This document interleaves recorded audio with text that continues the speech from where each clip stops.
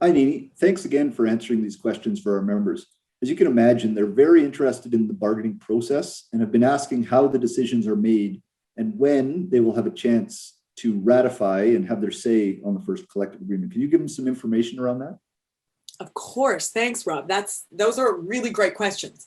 I have to say what lawyers always end up saying, which is the answer, of course, is a little more complicated than we might all like. But let me try to walk through the basic framework from bargaining through to ratification, and hopefully that'll give some insight to your members around how the process works. As all of your members already know, the NPF spent a lot of time talking to members and building a set of bargaining proposals. So members' issues come to the NPF bargaining team refines those issues, and they're brought forward to the bargaining table for discussion by the NPF, where it's our proposal, or by the employer, where it's their proposal. And at the bargaining table, each side describes their proposal, talks about the rationale for it, maybe gives some examples or explains the reasoning behind the proposal to justify the inclusion of the language in the collective agreement, or to resist the inclusion of a proposal from the other party. And the parties will go back and forth, sometimes in writing, sometimes together at the bargaining table over language to refine and address the issues to build either an agreement, in which case the parties will agree that the language will go into the collective agreement, or impasse, in which case there are a couple of options. One is the parties can agree to put the issue aside and circle back to it when the time is right, or the advancing party may decide to withdraw that particular proposal. So, I mean, as you know, at any given time, there can be 5 or 10 or 20 or even more articles going back and forth between the parties for discussion, revision, inclusion. And the decisions to include something, refuse a proposal from the employer, discard or withdraw a proposal are all made by the bargaining committee with the guidance and the assistance of their legal team, including myself. Once the parties are satisfied that the issues that they've brought to the table have been thoroughly discussed and agreed to and included in the collective agreement, or of course withdrawn or discarded, then the NPF bargaining committee will identify a final tentative agreement, and they'll vote on whether or not to accept that and recommend it to the membership.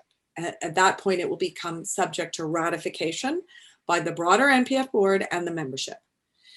So once the bargaining committee is satisfied, they bring it first to the full NPF board. It gets reviewed and explained in its entirety. And then the board will vote, hopefully, to accept the recommendation of the bargaining committee and send the tentative agreement to the membership for ratification.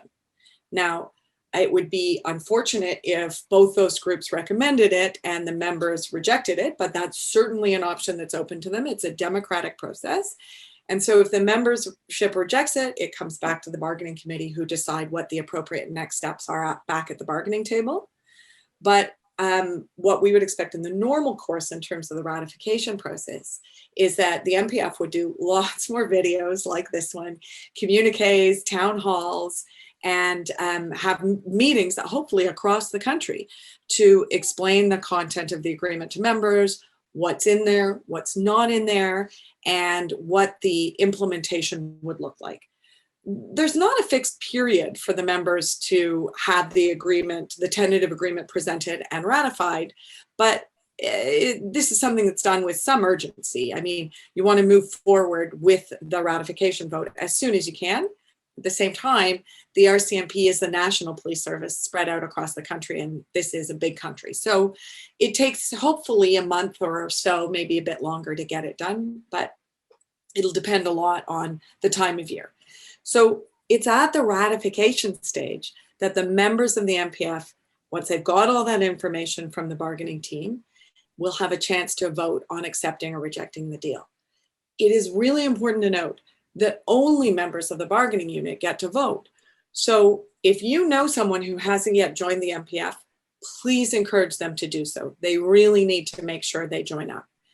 Once the agreement is ratified, then the Treasury Board is bound by the Federal Public Sector Labor Relations Act to institute the agreement within 90 days, unless otherwise specified in the agreement. And we would expect that many of the provisions will be rolled out forthwith. I hope that helps answer the question. Great. Thanks very much, Nee. I think it does. And on behalf of the entire board and all of our members, thank you very much. Thank you.